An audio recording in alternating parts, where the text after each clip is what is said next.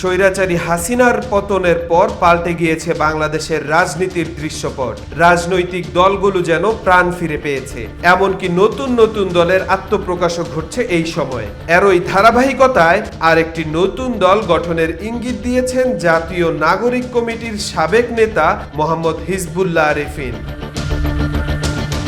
বৃহস্পতিবার রাতে তার ফেসবুক আইডি থেকে এক পোস্টে তেমনটি ইঙ্গিত পাওয়া যায়। তিনি লিখেন, গণ অভ্যুত্থানে সক্রিয় অংশগ্রহণকারী তরুণদের সাথে আলাপ পরামর্শ এবং তাদের সম্মিলনে আমরা একটা রাজনৈতিক প্ল্যাটফর্ম গঠনের দিকে আগাচ্ছি ইনশাআল্লাহ।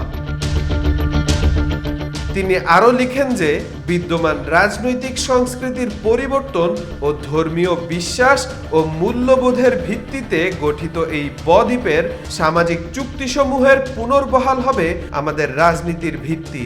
এই বদ্বীপের তহজিব তমুদ্দুনকে আঁকড়ে ধরেই আমরা নতুন রাজনীতি বিনির্মাণ করব ইনশাআল্লাহ। রাজনৈতিক সংস্কৃতিতে চাঁদাবাজি দুর্নীতি নির্ভর যেই পলিটিক্যাল ইকোনমি আমরা তারে পরিবর্তন করতে চাই। পেশি শক্তি নির্ভর যেই রাজনৈতিক সংস্কৃতি যেখানে মানুষের গুরুত্ব স্রেফ মিছিলে মাথা গোনা, আমরা এর পরিবর্তে রাজনীতিতে সম্মান ও শরিকানা হাজির করতে চাই। দলের ভিতরে অভ্যন্তরীণ গণতান্ত্রিক চর্চাকে জারি রাখতে চাই। ভারতীয় আগ্রাসন ও আঞ্চলিক অধিপত্যবাদ বিরোধী বলিষ্ঠ রাজনীতি হাজির করতে চাই বলে মন্তব্য করেন তিনি। এছাড়াও দুর্নীতির বিরুদ্ধে জিহাদ ঘোষণা এবং এই বদ্বীপের আদিবাসীদের অর্থনৈতিক আজাদির নিশ্চয়তা ও সুরক্ষা বিধানই হবে আমাদের অন্যতম রাজনৈতিক লক্ষ্য। নারীর হক, মর্যাদা আর নিরাপত্তা নিশ্চিত করা হবে আমাদের রাজনীতির মূল মন্ত্র। বাংলাদেশ হবে নারীদের জন্য আমান ও সুকুনের রাষ্ট্র। এটাই হবে আমাদের রাজনৈতিক অঙ্গীকার। সামাজিক, রাজনৈতিক ও রাষ্ট্রীয় কাঠামোর সর্বোচ্চ ন্যায়, নীতি ও ইনসাফ প্রতিষ্ঠা হবে আমাদের মাকসাদ।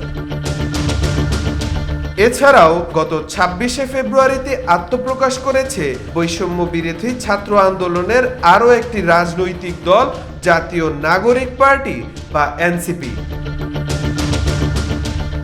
এত রাজনৈতিক দলের আবির্ভাব নতুন বাংলাদেশের জন্য কি বয়ে আনবে সেটা দেখা এখন সময়ের দাবি। স্বৈরাচার আওয়ামী সরকার পতনের পরবর্তী সময়ে বাংলাদেশের মূলধারার রাজনীতি কি রূপ নেয় সেটাই এখন দেখার পালা। তাওফিকুল ইসলাম, আজকাল।